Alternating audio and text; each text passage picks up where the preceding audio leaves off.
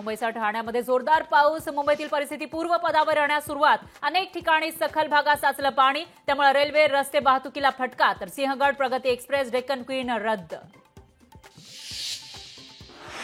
रात्रीपासूनच्या पावसामुळे मुंबईतील रेल्वे सेवा विस्कळीत. लोकल सेवा धीम्या गतीनं सुरू. अनेक ठिकाणी प्लॅटफॉर्मवर पाणी. तर कामाला निघालेले चाकरमानी पुन्हा घराकडे परतले.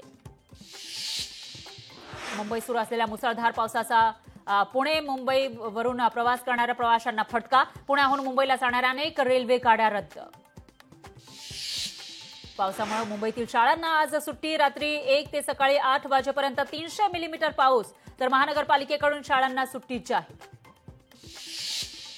रत्नागिरी सिंधुदुर्गमध्ये जोरदार पावसामुळे दाणादाण. अनेक नद्यांना पूर. अतिवृष्टीच्या पार्श्वभूमीवर 2 जिल्ह्यातील शाळांना सुट्टी.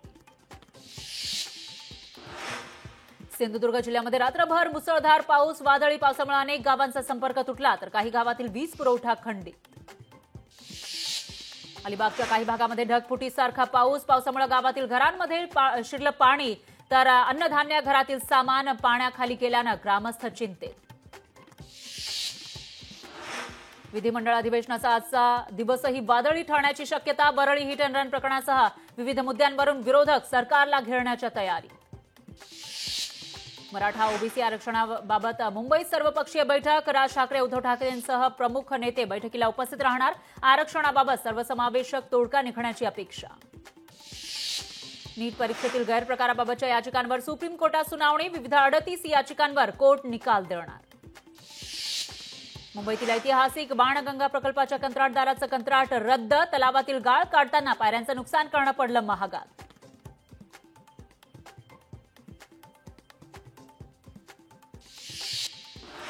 मुंबई शहरामध्ये 110 मिलीमीटर पावसाची नोंद. 24 तासात मुंबईमध्ये 100 मिलीमीटरपेक्षा जास्त पाऊस. पूर्व उपनगरात 168 मिलीमीटर तर पश्चिम उपनगरात 165 मिलीमीटर पावसाची नोंद.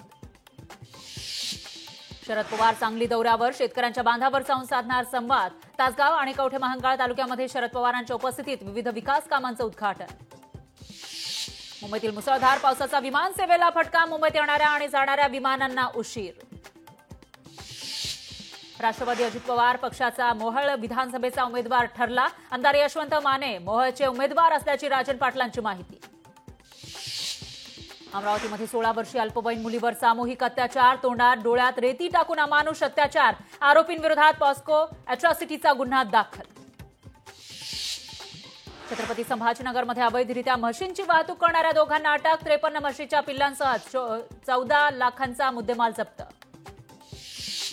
रत्नागिरी राजापूरमध्ये अद्यापही पुराचं पाणी. अर्जुना कोदवली नदीची पूरस्थिती कायम. बाजारपेठांमध्ये पाणी साचल्यानं दुकानदारांची तारांबळ.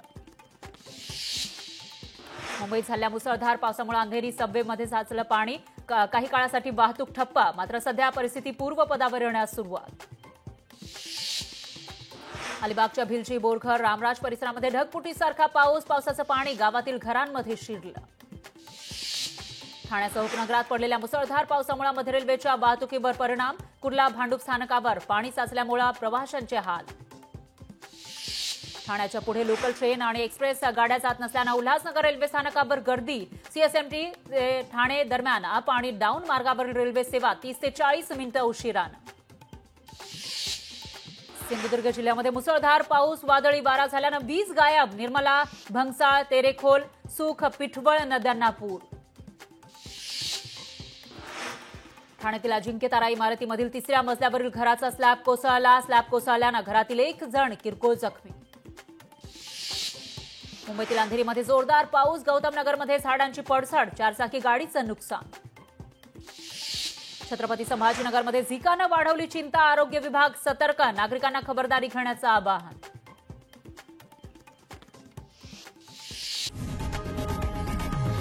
लोकशाही मराठी ऐका, पहा, जागरूक रहा.